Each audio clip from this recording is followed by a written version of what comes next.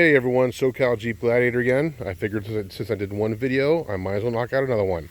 Let's talk about the Mopar 2-inch factory lift. Did this in my friend's garage the other day, and as you can see, it makes a big difference in how your wheel well looks and how you sit up off the ground. Those are 35-inch Yokohama Geolanders that still, well, I maybe should have gone 37s. But I didn't want to think about regearing and the extra weight of the 37, so I'll stick with the 35s for now and see how it goes. So I'm gonna hand the camera up to my camera daughter Jenna with her YouTube channel. My cats are awesome and you are too. Yeah, try saying that 3 times fast. All right, so you come on in here. You can see it puts some pretty good equipment in here. The 2.5-inch Fox tubes, new sway bar links. Come around here. New sway bar links, new coil springs, and it adds a real nice lift to your Jeep. And guess what? It's all factory parts. If something goes wrong with one of your shocks or your coil spring, the dealer will warranty it. They might gripe about it because it's a dealership, but whatever. I want to share some of my notes, some of the things that were kind of a pain while we did the lift. So the control arms, that was pretty much the first thing we did. And we jacked the front end up and we blocked off we put chucks in the back, and we took the shocks off and kind of took apart the suspension, and we dropped the control arms. And let me tell you, that was a wrong move to do. Don't do that. The second we popped these control arms off, the whole axle shifted, and once that was the only thing holding the axle in place, because the coil springs are out, the shocks are out, the sway bar was off. So you know what, if I can give a word of advice, do the control arms first, leave it on the ground, right?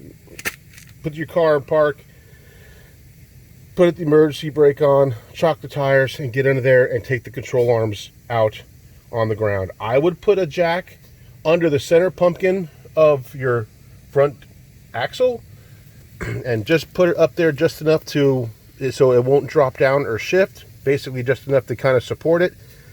Take your control arms out and do it on the ground.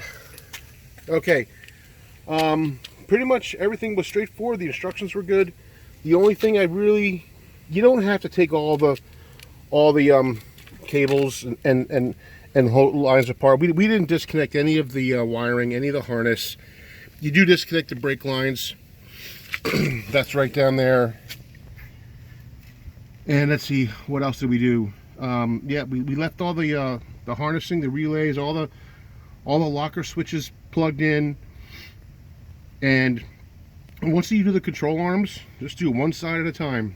And it took about 3 hours to do. And really, it makes a huge difference. So if you just look at the profile now, I mean, this thing was rubbing and scraping going over here some of our trails here in Southern California, and now with that lift, we did a trail after that lift and it did do nothing, not even close to scraping. But here's one of the caveats. You lift the Jeep, it's gonna shift the axle over. Oh, I think it goes to the driver's side. I don't remember. So if I'm wrong, you can yell at me in the comments. But what that's caused from is, you know, it changes the geometry of the front end. So what you do, mine's on order. It hasn't gotten here yet. I ordered from 4 Wheel Parts. I ordered a new adjustable track bar. So this adjustable track bar, that is going to be able to let you adjust the whole front end back into position.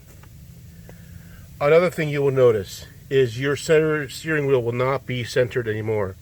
Mine went to the left. Some people say it goes to the right, although I don't really know how it would do that. But here, let me get in the position a little bit. So, here's your pitman arm. Your pitman arm connects to your steering box. Here's your drag link. So if you take this oh gosh, I think it's 15 millimeter. I forget. You loosen up that nut, and you can turn this collar, and you will, as you turn it, you see the pitman arm turn each way. So what you do is you have a friend stand outside the Jeep, looking at the steering wheel. Just drive the Jeep around enough and get it parked where the tires are going straight. And then once you stop and get out, you'll notice the steering wheel is cocked to one side or the other. And it will then, all you do is you loosen that nut, and then you loosen that arm, and you can turn it. I don't remember which way you turn it, but you'll see, right? The direction the pitman arm goes is the direction the steering wheel will go.